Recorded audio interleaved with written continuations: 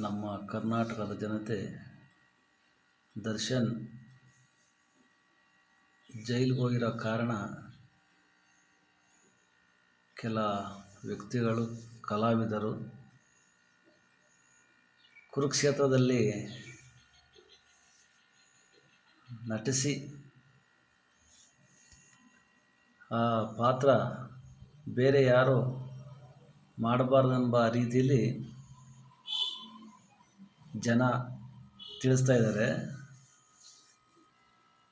ಕುರುಕ್ಷೇತ್ರ ಡ್ರಾಮಾನೇ ಆಡೋಕ್ಕೆ ಜನ ಇಲ್ಲದೆ ಆಗೋ ಕಾರಣ ಕಾಣಿಸ್ತಾ ಇದೆ.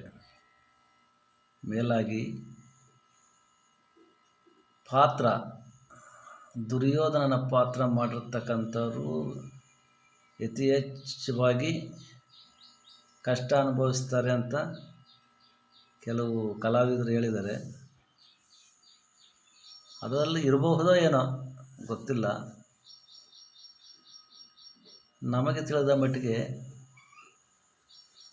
ಈ ಕುರುಕ್ಷೇತ್ರ ಡ್ರಾಮಾನೇ ನಿಲ್ಲೋ ರೀತಿಯಲ್ಲಿ ಇದು ಒಪ್ಪಿಕೊಳ್ಳುವ ಸ್ಥಿತಿ ಕಾಣ್ತಾ ಇದೆ. ಏಕೆಂದರೆ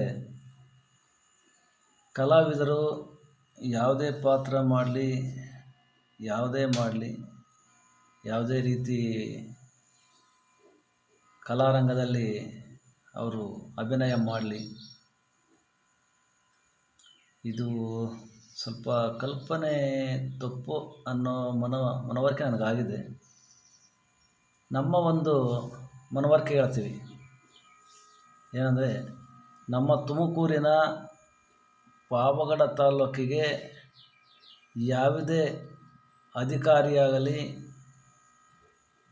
ಅಥವಾ ಯಾವುದೇ ಪದವಿಯಲ್ಲಿರ್ತಕ್ಕಂಥವರಾಗಲಿ, ಗಣ್ಯ ವ್ಯಕ್ತಿಗಳು ನಮ್ಮ ಪಾವಗಡ ತಾಲೂಕಿನಲ್ಲಿ ಯಾವುದೇ ಜಾಗದಲ್ಲಿ ಕಾಲಿಟ್ಟರೂ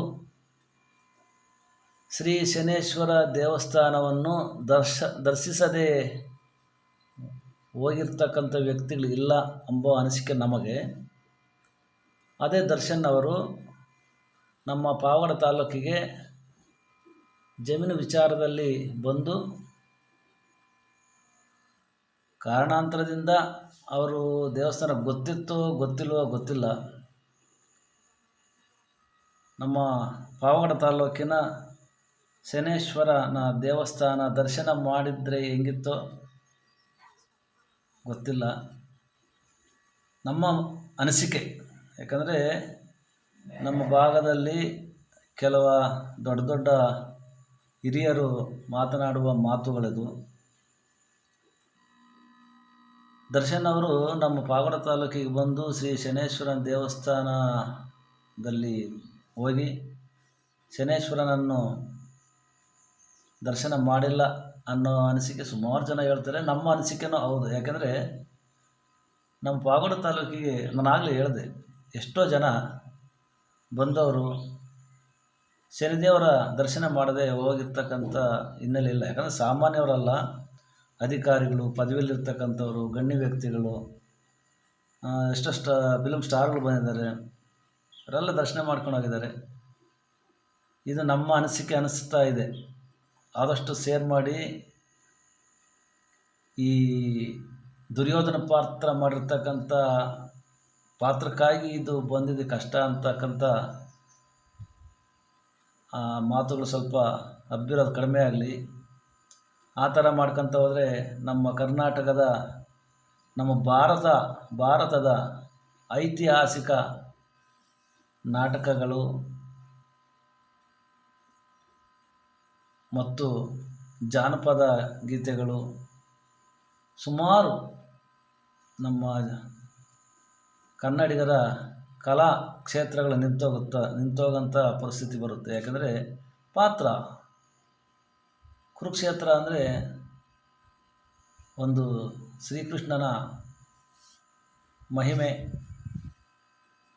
ಮಹಿಮೆನೇ ಅಲ್ವಾ, ಅಥವಾ ಒಂದು ಕುರುಕ್ಷೇತ್ರ ಅಂದರೆ ಒಂದು ಹೆಣ್ಣಿನ ಬಗ್ಗೆ ವ್ಯಾಮೋಹಪಟ್ಟು ದುರ್ಯೋಧನ ಯಾವ ರೀತಿಯಾದ ಅಂತ ನಮ್ಮ ಪ್ರಪಂಚಕ್ಕೆ ತಿಳಿಸತಕ್ಕಂಥ ಮಾತು. ಇದನ್ನು ಅನರ್ಥವಾಗಿ ತಿಳ್ಕೋಬಾರ್ದು ಅಂತ ನಮ್ಮಲ್ಲಿ ಮನವಿ.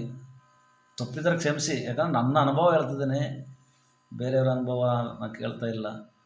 ಇದಂತೂ ನನ್ನ ಮನಸ್ಸಿಗೆ 100ಕ್ಕೆ 99% ನಮ್ಮ ದರ್ಶನವರು ನಮ್ಮ ತಾಲ್ಲೂಕಿನ ಪಾವಗಡ ತಾಲ್ಲೂಕಿನ ಶನೇಶ್ವರನ ದರ್ಶನ ಮಾಡಿದ್ದಕ್ಕೇ ಶನಿ ಕೃಪೆ ಅವರಲ್ಲಿ ಮೂಡಿರುವುದಂತ ನಮ್ಮ ಅನಿಸಿಕೆ. ಜೈ ಹಿಂದ್, ಜೈ ಕರ್ನಾಟಕ ಮಾತೆ.